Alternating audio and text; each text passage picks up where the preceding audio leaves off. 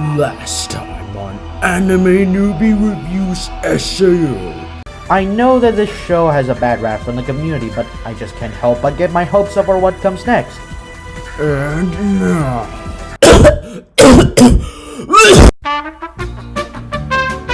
God, doing this stupidly dramatic voice was a mistake. Okay, for context, I choked myself to do that dramatic voice sound effect like do in old TV show recaps. Well, anyways. Greetings, good fellas of the internet. I am out of my window and I shall continue my journey with SAO, picking up from episode 2. As I've stated in the last review, I think that the show has a decent first episode with a lot more freedom for the plot. Despite some flawed logic and the hate spreading across this anime, I found myself enjoying the first episode nonetheless, and I love the concept of it to death. But that's enough recap, let's jump into the review straight away! Episode 2 takes place a month after the events of episode 1, and now 2,000 people are dead! And nobody cleared the first floor yet. And it was at this point that I realized that Kirito is a complete fucking liar. You said you were gonna clear the first 8 floors in a single month during the last episode! Why did you lie to me?! Anyways, nobody has even found the boss room after an entire month. Either that Kayaba cranked up the difficulty level to Dark Souls in order to wipe out the filthy casuals, or that the people playing this game are just that incompetent.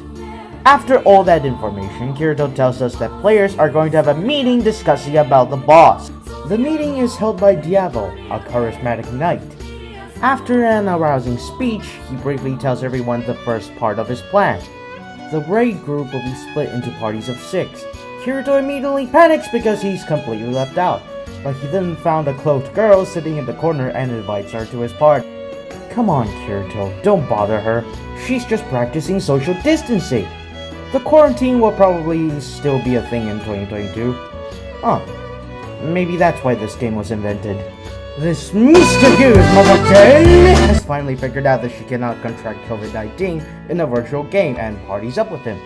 As Diavo is about to continue the strategic meeting, a man who looks way too old to be playing video games interrupts him. He introduces himself as Kibao and tells everyone that they should punish the 1,000 beta testers as they took all the loot for themselves and left the remaining 9,000 beginners to die. Alright, let's stop and talk about beta testers. Beta testers are not as great as Kibao thinks. They're simply fellow gamers who play the game before they did in order to search for bugs and give their opinions on the game. And in most cases, the final product is just completely different from the beta. Well, to give you an idea, the first game of Grand Theft Auto, originally named Race and Chase, had a beta. The game was about players driving around and they had 4 different game modes to play. Cannonball Run, Demolition Derby, Bank Robbery as a Criminal, and Bank Robbery as a Cop. Many testers have found the first 2 game modes quite boring, but then they found a bug where the AI-controlled police cars will actively charge towards you to ram your vehicle off the road. The developers and the beta testers found it thrilling and the idea of crime-based games are born. After a few adjustments to the game mechanics and a complete rebranding, GTA 1 was born. You get my point, right? Prior knowledge gained from the beta testing really wouldn't mean much. At most, they're more experienced with the game's mechanics than you, but that advantage just won't last in the long run. Back to the episode. Kibao continues with his anti-beta tester speech, and just as Kirito is seemingly about to turn himself in this unfair prejudice, a player named Agil comes down and tells everyone that the beta testers left behind a free guidebook in the item shop for everybody, and they're completely innocent! Nice!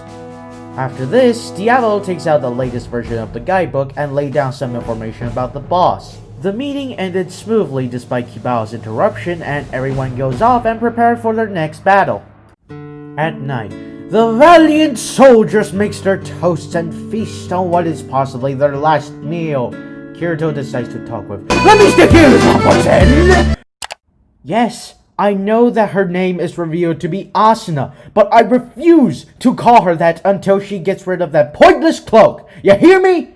Okay, yeah, let's move on. Kirito feels bad that "Let me stick you, mademoiselle!" is eating such a tasteless and dry bread, so he gave her some sweet cream. Not that kind of sweet cream, you horny bastards. And she just numbs on it, it's so precious! After that, she is obligated to tell Kirito her ideology, and we learn that she's completely insane and has a death wish. If you have suicidal thoughts, please notify your family and make an appointment with a psychologist. This is a serious announcement to everyone watching.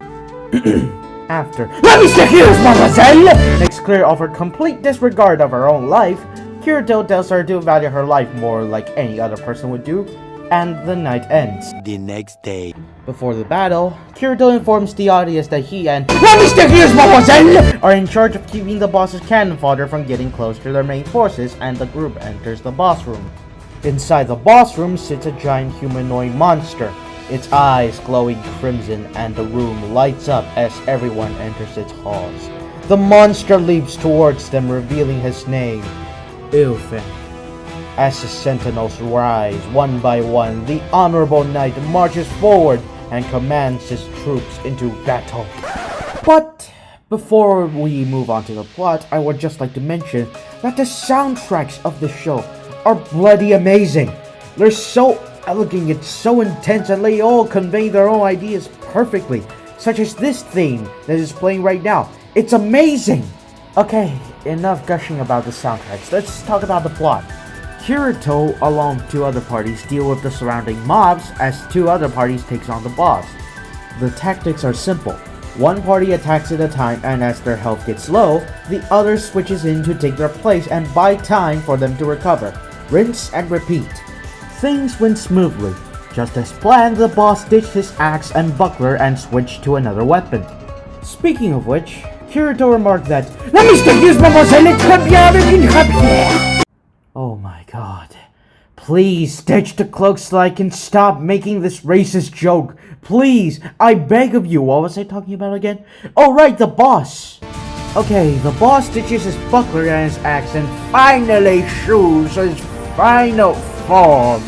But surprise, the boss is now wielding a tower. He's wielding an Odachi. Told ya, that's different from the beta. With this Odachi that is way more powerful than the tower for some mysterious reason that they never explain, Diavolo gets critically injured and is about to die. Kirito rushes to his aid and offers him a potion. He asks why Diavolo decided to charge in alone against the boss. Diavolo apparently knows that Kirito is a beta tester and reveals that he is one as well. Kirito then realizes Diavolo charging after the final attack bonus dropped by the boss and decides to die despite that he can drink the potion? Why? I don't know and I'm confused about it. Can someone please tell me why? I don't get it. Anyways, Diavolo passes on his last words, telling Kirito to save everyone and show everyone that this game can be beaten and they can all be free.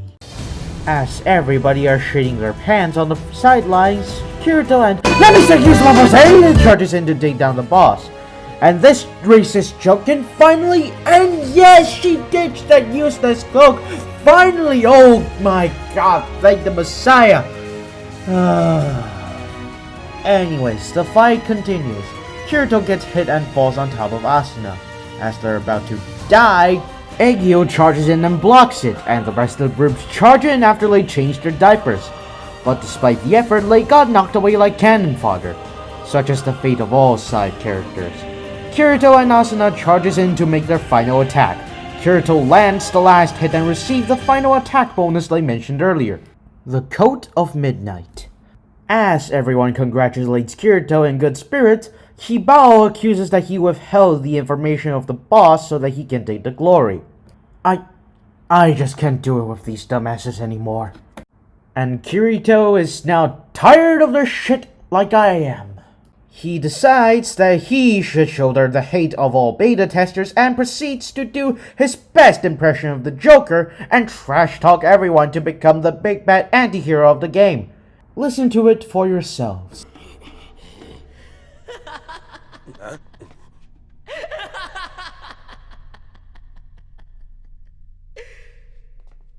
元ベータテスターだって？俺をあんな素人連中と一緒にしないでもらいたいな。なんやと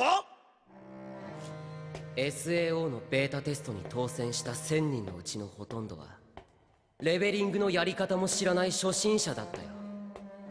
今のあんたらの方がまだマシさ。でも俺はあんな奴らとは違う。俺はベータテスト中に他の誰も到達できなかった層まで登った。ボスの刀スキルを知ってたのはずっと上の層で刀を使うモンスターと散々戦ったからだ。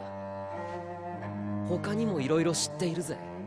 情報やなんか問題にな Suck らない on くらい that, な。 Jared Little. That maniacal laugh beats yours any day. Hashtag Kirito for Suicide Squad Joker. After giving those dumbasses the shit that they deserve, Kirito dons his badass coat and leaves the raid group to its dust. Okay, a lot has happened compared to episode 1. That's good. I don't have much to complain about other than why Diablo decided he's better off dead and why people hate beta testers so much. The choreography of the fight was at least visually pleasing. Despite some awkward standstill shots and some scenes were way too dragged out, it's still enjoyable nonetheless. The show still doesn't seem as bad as everyone says, and I certainly plan to review the entire series to present you my opinion. Be sure to check in for more content, and I will see you guys when I decide to upload the next episode. Bye-bye.